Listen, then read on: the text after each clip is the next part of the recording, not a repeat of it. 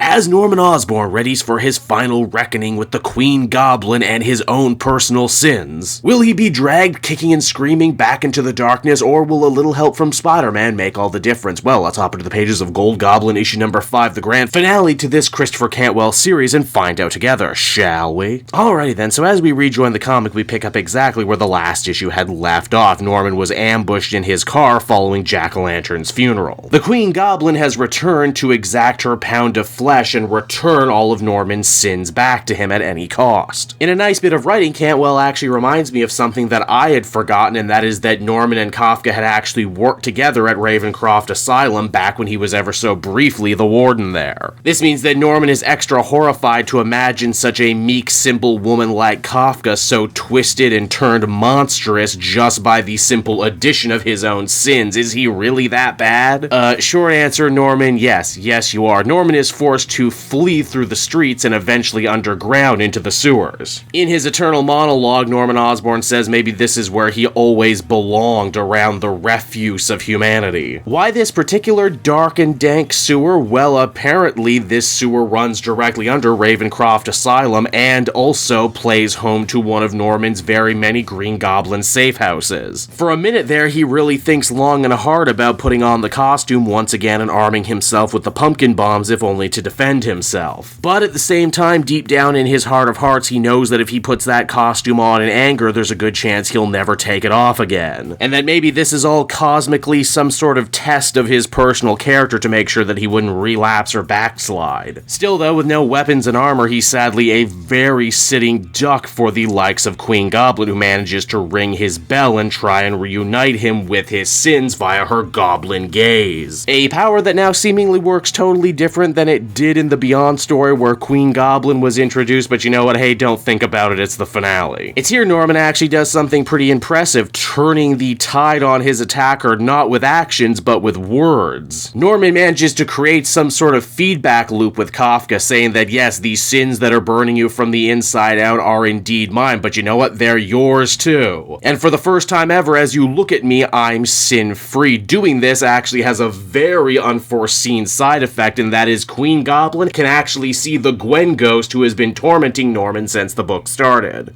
I just thought the Gwen ghost was a fun narrative device. I didn't think it would have such a literal payoff here, but it actually does. The Gwen ghost is able to keep Queen Goblin busy long enough for Norman to escape. Bloody, bruised, and beaten down, Norman actually goes to the home of Peter Parker, the only person who could ever understand the plight that he's in right now. Even Peter has to admit that if he was a weaker man, he would probably gloat or take some sort of sick pride in Norman Osborn, his greatest foe, now needing Spider-Man to save him. Now, just because Queen Goblin failed once again to reunite Norman with his sins doesn't mean she's done fighting yet. In fact, her next move is quite devious. She goes on TV in the guise of Dr. Kafka to further turn the rest of the world on Norman, saying that it's his fault Jack-o'-lantern killed all of those people, that he's just too toxic, too corrosive to be around, and that it's only a matter of time before he strikes again, and that he should be locked up and the key thrown away forever. Though perhaps Norman has already been proving Queen Goblin wrong with his actions. He asked Spider-Man for help, and Spider-Man, despite all of the terrible things Norman and the Green Goblin has done to him, is now actually acting as his biggest booster. Peter once again admits that he'll probably never trust Norman, but at the same time, this is their best opportunity to put this whole sin nonsense to bed once and for all, and that they're only going to be able to do it if they agree to work together. Because for once in his life, Norman actually isn't the biggest danger to Spider-Man or the public safety of New York for that matter. Hell, even Queen Goblin herself is pretty shocked to see Norman join the fight with Spider-Man by his side. She basically assumed as a psychiatrist and the home of Norman's sins that she understood him better than anyone else. After all, she's been baiting the hook every step of the way, with the two hobgoblins returning, with the introduction of and then death of a brand new Jack-o'-lantern. She figured all of these things would trigger Norman to fall back into his old villainous ways to prove that he was still the biggest, baddest, nastiest goblin of them all. And perhaps if Queen Goblin can't reunite Norman with his sins, then maybe she'll just kill him outright with some weaponized irony. You see, she opts to impale Norman with her glider in a scene very reminiscent of Osborn's original comic book death, as well as that first Raimi Spider-Man movie. Furthermore, while Norman may have struggled dealing with Queen Goblin, Spider-Man actually proves to be more than a match for her, saying that all of her tricks are literally taken from Osborn's Goblin's playbook, and that Spider-Man has been fighting the Green Goblin longer than anyone else, so none of these tricks are new to him. Man, it sure is nice to see Spider-Man be confident and competent in a story, am I right? It's here with her back against the wall, Queen Goblin opts to make one hell of a Hail Mary play. Maybe she should put all of Norman's sins inside Spider-Man. Wouldn't that be a hell of a revenge at the end of the day? It's here Norman, just barely holding on to life, has to make one hell of a drastic decision. If he had his way, he'd probably just die here, but Spider-Man needs him right now, and Norman still needs to make amends, even if that means costing him yet another piece of his soul. Norman manages to pick up Queen Goblin's mace and uses it to restrain her. Unfortunately, he uses a little too much force, and Kafka ends up dead. Spider-Man is safe, the day is saved, and Norman doesn't have to worry about his old sins coming back to haunt him, but that's still not to say he doesn't have plenty of new sins that aren't going to be eating away at him as the comic comes to a close. And so that was Gold Goblin issue number 5, everyone, the grand finale to this Christopher Cantwell series, and really the worst thing I can say about it is that it has to end at 5 at all. I really would have liked to have seen them continuing to explore this story. Obviously, that's not to say we're not going to be getting more Norman, because we are over in the new Red Goblin book as well as the main Spider-Man book, but geez, I feel like they could have kept going for a couple more volumes here. Norman managed to defeat his old sins, but he did something horrible in order to do that. Keep in mind, even though Kafka was a clone, she was still an innocent woman victimized by the Beyond Corporation and forced to carry around Norman's sins against her will. She deserved better than this. Norman also didn't mean to kill her, he was just trying to protect Spider-Man and protect us, the reader, from another superior Spider-Man-like story. It's the definition of someone doing a wrong thing for the right reason. And he can tell this outcome really shattered Norman as a person, too. He doesn't know what to do with himself now. He's basically catatonic. There's also a lot of ways to read this finale, too. Did Norman dig deep and do the right thing even when it was hard, or is the implication that Norman will always end up doing wrong even when he tries to do right? I was also really not expecting him to stay the Gold Goblin at the end of this story, and yet here he is. I actually really hope we do get some follow-up in those other stories that I mentioned, and if not, if this one sells well enough in trade, Christopher Cantwell can come back to give us some more Norman, because, well, this ended up being one of the most surprisingly enjoyable Spider-Man adjacent books I've read in a very long time, and I'm just sort of sad to see it end here. Overall, though, I think I'd feel comfortable giving this one a 7.5 out of 10. It's not perfect, it is kind of rushed, and it is a shame that this ended up only being 5 issues when most miniseries, most arcs for that matter, end up being 6. I think one more issue or epilogue would have actually made all the difference in the world and really put this one over the top, make it from pretty damn good to really damn good. Still though, for what it's worth, I really did enjoy this finale, and this is definitely an ending I'm going to be thinking about and ruminating on for a long time to come.